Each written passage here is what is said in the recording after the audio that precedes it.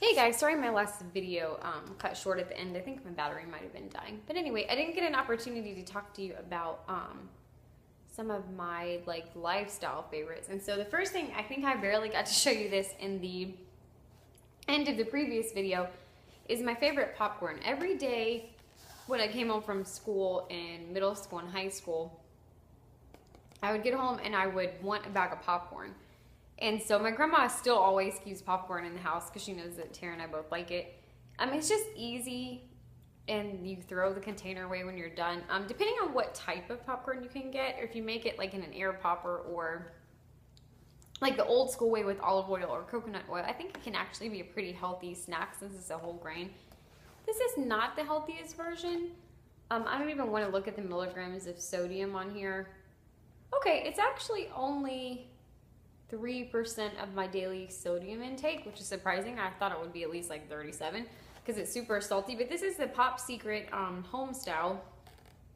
And what I like about this is it's not exactly the same flavor as it would be if you made it in like not a skillet, but like, oh, I guess it is technically a skillet that has the cover on it and you shake it over kind of like you used to with Jiffy Pop. It has a similar flavor, but this has much more butter and salt on it. We actually were introduced, Rochelle and I were introduced to this type of popcorn at a library event, and our boss made it, and I was just like, what is that popcorn? It's so good. And then my teaching associate just recently brought it to school and kind of like brought it back. And so I've been eating the crap out of this. And you can find it at most grocery stores. It's relatively inexpensive. I think it ranges anywhere from $2 to $3 a box. So it's my favorite. And then the next, food favorite, I guess, is I've been craving Diet Coke with lime lately. I've always liked it, but I think I tend to go back and forth. If I could only pick one, I would just pick classic Diet Coke, and a lot of people don't like it. I'm not a sweets person, and so while I like regular Coke, I prefer the Diet Coke because that sweetness is cut in half. And spare me the lectures on how you can use this to take rust up a car and it's terrible for my body. I know. I've gotten a lot better about drinking water. My friend Sky kind of encouraged me to do different things with water and drink more of it, and I've gotten much better. I've tried to limit myself to only one a day in the morning because otherwise I stay up all night. But I am really bad to go across from work to the 7-Eleven and drink a big gulp, which is terrible for me. So yeah, but the Diet Coke with lime is just Coke with lime. And a lot of times if you go out to a restaurant, you'll see people putting lemon or lime in it anyway. And so I actually kind of wish they would do this with lemon. I think that'd be really good. But this is kind of a vice of mine. And then the other drink is, I don't have one with me, but the Starbucks Passion Tea lemonade. I always call it the wrong thing. But they are so good, and it's one of the cheaper drinks that Starbucks has. You can get a venti, and I think it's still under $3-ish or around $3. I'm not sure. But it's one of my favorites. It's nice in the summer because I don't always feel like drinking dairy when it's really hot outside. I think it tends to kind of make people's stomachs turn. And so sometimes it's nice just to get a lemonade. It tastes like lemonade, but it doesn't have that the berry or passion tea or whatever it's actually made out of has some kind of flavoring in it that kind of cuts that lemon taste that can tend to be too much when you drink regular lemonade. And I just really like it. And it's also made by, I believe I don't know if they still do, but it used to be made by the Tazo company, the tea that they would use. And you can actually find that in boxes at Kroger or Target. And so I've been kind of trying to figure out how to recreate it at home to where it tastes in a similar way. I was trying to remember if I showed you. I should have watched the last video to see how far. I think I showed you the sunscreen in the book already, so I'll skip that just in case. But if you're interested in talking about those further, let me know. The next thing I want to talk about is television. I have been, I've been trying to be better about reading instead of just watching TV for entertainment. There's a lot of blogs and stuff that I read, but my TV is kind of another thing that I'm just I just love it. And I'm really excited about the Pretty Little Liars season coming up. I think it starts next week, and so I'm really pumped about that to see. Well, I can't really say anything about it for those of you who haven't watched it. Let's just say the last season ended on a huge cliffhanger, and so I really want to see how that gets resolved. So if you know what I'm talking about, feel free to private message me or send me a message on Twitter, because I would love to talk about it with you, but I can't because I don't want to spoil it for everybody else. So I'm excited about that. Lately, Rochelle and I have started watching that reality show on Fox, Do You Want to Marry Harry or I Want to Marry Harry? I always get the title wrong, but it is hilarious. It's about a group of women that are flown to London in what looks like like a palace or a castle, and they are dating this guy that looks like Prince Harry, but they think that he is Prince Harry. And it's basically like The Bachelor, except it's a bunch of American girls vying for who they think is Prince Harry's heart.